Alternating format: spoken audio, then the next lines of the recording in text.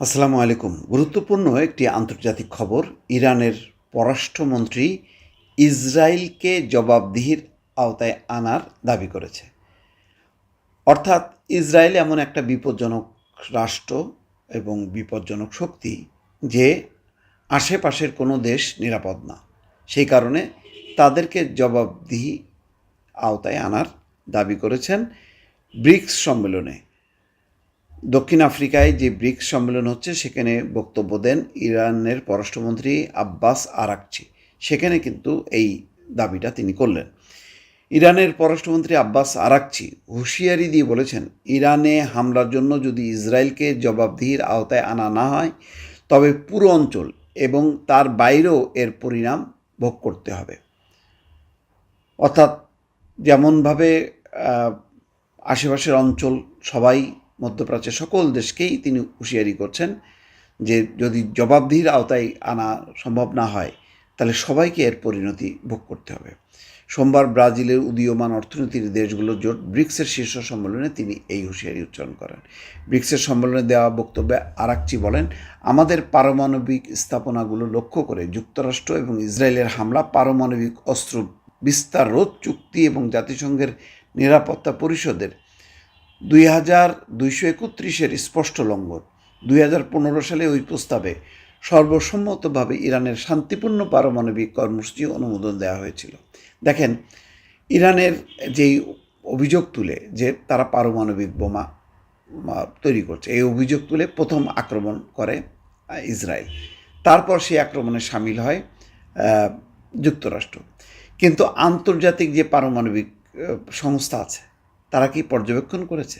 তারা কি বলেছে যে এই কর্মসূচি আস্তে আস্তে ওই পারমাণবিক বোমা তৈরির দিকে যাচ্ছে? না, তারা কিন্তু সেই 3টি যে পারমাণবিক স্থাপনা, সেই স্থাপনায় যায়নি, তারা কোনো মতামত দেয়নি। এবং আগে থেকেই ইরান বারবার বলছিল, যুদ্ধের আগে থেকে, যে তারা আসুক, তারা দেখুক, তারপর আলোচনা হোক যে ইরান আসলে কোন দিকে যাচ্ছে, তাদের কর্মসূচিকে কোথায় নিয়ে যাচ্ছে।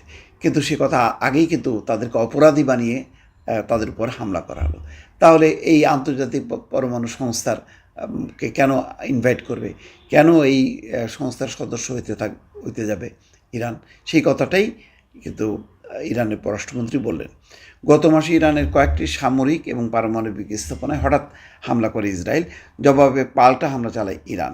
দুই প্রতিবেশী সংঘাতের মধ্যে ইরানের 3টি গুরুত্বপূর্ণ পারমাণবিক স্থাপনায় বোমা হামলা চালায় যুক্তরাষ্ট্র। আরাকচি আরও বলেন, ইরানের শান্তিপূর্ণ পারমাণবিক স্থাপনাগুলো লক্ষ্য করে যুক্তরাষ্ট্র যে হামলা চালায় তাতে ইরানের বিরুদ্ধে আগ্রাসী যুদ্ধে মার্কিন সরকারের সম্পূর্ণ জড়িত থাকার বিষয়ে কোনো সন্দেহ নেই।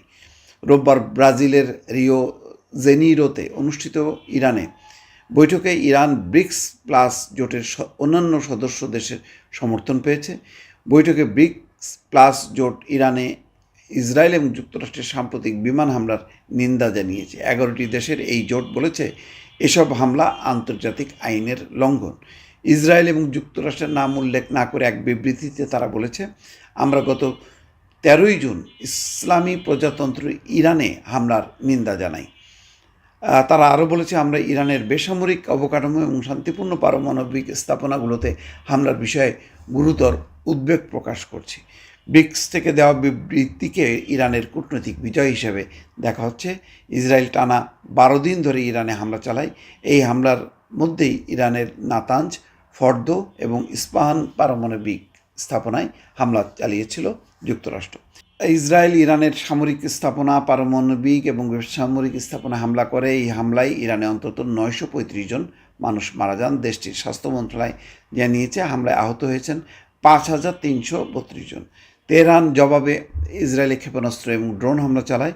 এতে ইসরায়েলের অন্তত 29 জন মানুষ নিহত হয়, 3400 জন আহত হয় বলে জানিয়েছে জেরুজালেমের হিব্রু বিশ্ববিদ্যালয়। যাক, এই হামলা পাল্টা হামলা, এটা কোনো সন্দেহ নেই ইরান অনেক বেশি ক্ষতিগ্রস্ত হয়েছে।